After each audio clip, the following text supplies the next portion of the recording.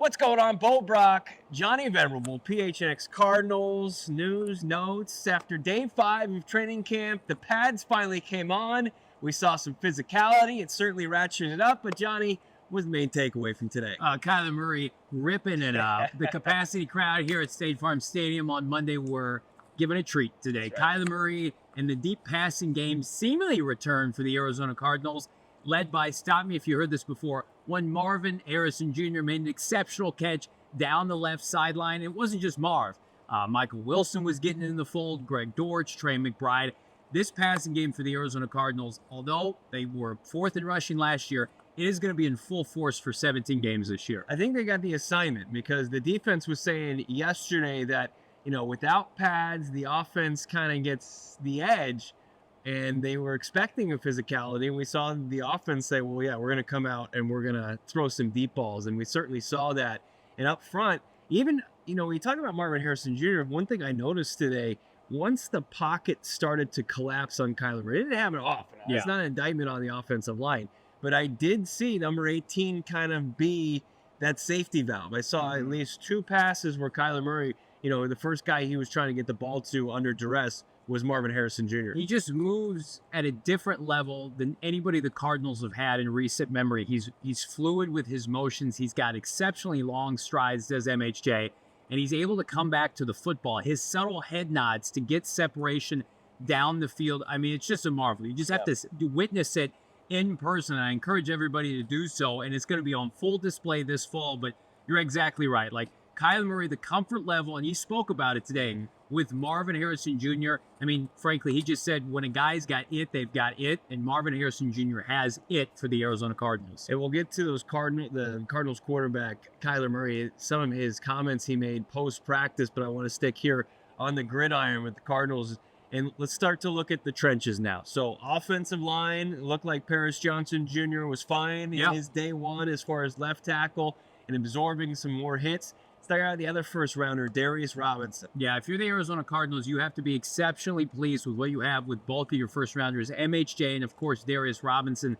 Later in the first round, he looks the build, right? He has the build. We've seen it on display, albeit in T-shirt and shorts. Now today, he got to get ugly with his fellow defensive lineman up front, one-on-one drills, consistently penetrating the interior offensive line for the Arizona Cardinals. And again, it's something that the Cardinals have not had consistently since the likes of J.J. Watt, before that, Darnell Dockett, Calais Campbell. So while it's early, similar to MHJ, I mean, these guys just look the part. Yeah. Like, the learning curve is not going to be that steep for these guys to take over on NFL Sundays. I mean, looked the part. He had a phenomenal kind of just fit where he had like the half shirt.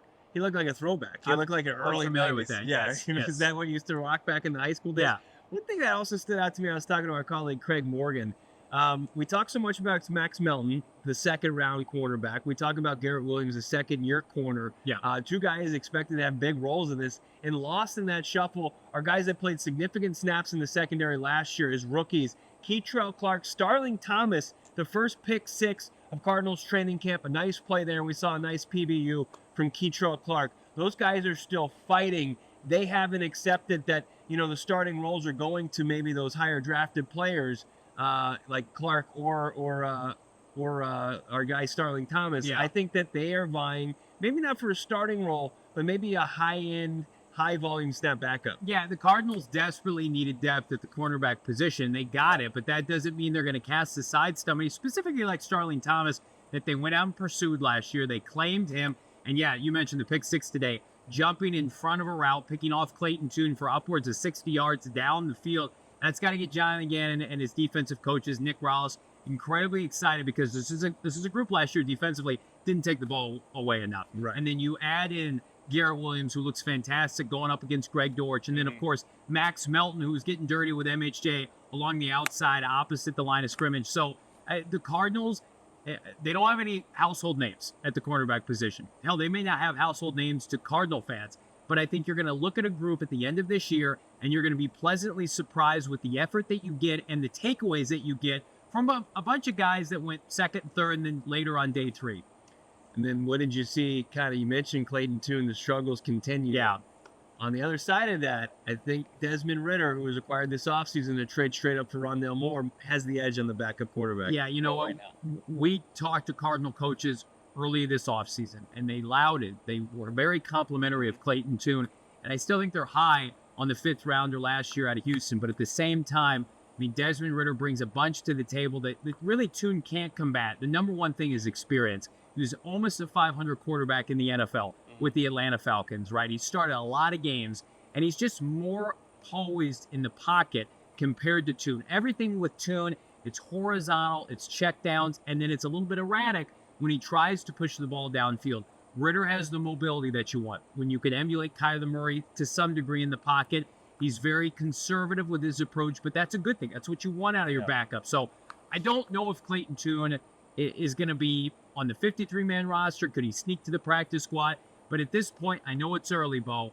I fully expect Desmond Ridder to be QB2 for the Cardinals. In QB1, he spoke as far as met with the press after practice today. Any takeaways, Johnny, from K1?